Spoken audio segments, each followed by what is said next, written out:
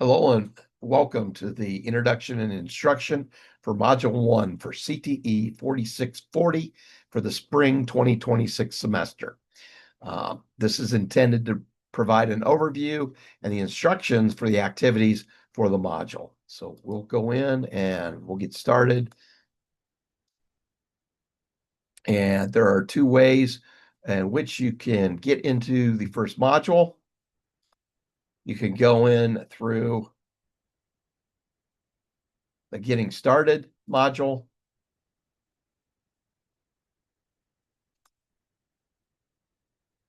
or you can come in through the link here on the home page. So we'll go ahead and get going here. The photo, and I'm gonna share a photo I've taken throughout the semester in each module, and I'll give you a little bit of a description of when I took it, where I took it, as we go through the introduction and instructions. This is in the Boise foothills. It was taken in January 2023. It was a cold day. We received some snow, but this is at sunset in the Boise foothills. And I was very close to the Boise airport when I took this photo.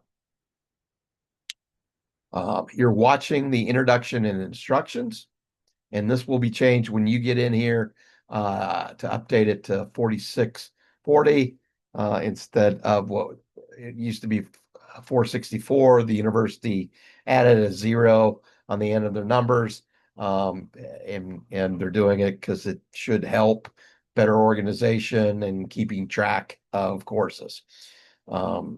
That's my best explanation for it.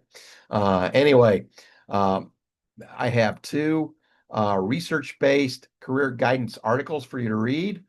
And you click on these links and it will take you to the article. There's the first one. And then the second one.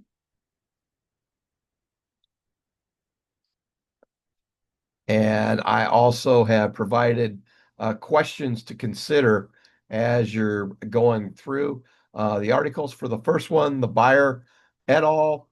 First question is, how did the authors argue that a shift from an organization-centered to a person-centered approach to workplace learning changes who is responsible for skill development in the future of work? Now, what risk do these shifts pose for vulnerable workers?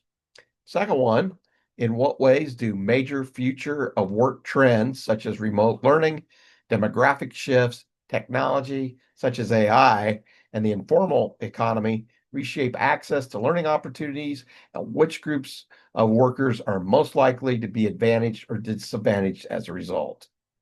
Then for the second article with the two authors, the first question to consider from a CTE and career guidance perspective, how does this article change what teachers and counselors should emphasize when preparing students for future careers, particularly in terms of human-centric skills, creativity, and lifelong learning rather than job-specific training alone? And then the second one, as automation and digital transformation, i.e., AI, reshape jobs and increase polarization, how can CTE programs and career guidance practices help students navigate reskilling, self-employment, and non-traditional career pathways, such as the gig economy, entrepreneur careers, and all this while maintaining employability and career stability? So those are the questions to consider as you go through. You can use these questions to help guide your module reflection.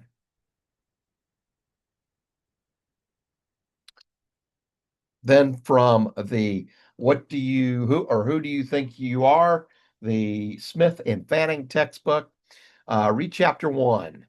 And I also provided questions to consider as you go through this. The first question, how do you have the crucial conversations? How do the choices of career and college fit together?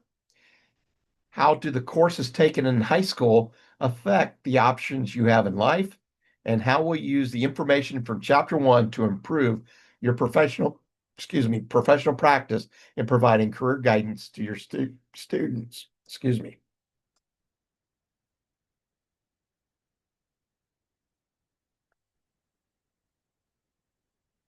Then the last thing is to post your module reflection. I posted mine. As you go through these modular reflections, feel free to use AI. I have no problems if if you do a rough draft of your reflection through AI. But at the end of the day, it's a tool. You'll then have to proofread it before you submit it. And again, you will get credit for your reflection, 10 points, and then five for responding to another student or my reflection. My posting is also fair game.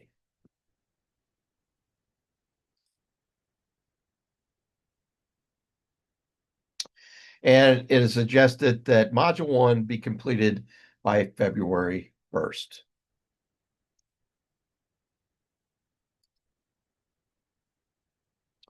And as always, if you have any questions, especially here as we get started in the semester, if you have any questions about the module, if any of the links aren't working for you, let me know. And I'll help you get those fixed. Any other questions about the course, let me know. And that concludes the introduction and instructions for Module 1. Take care.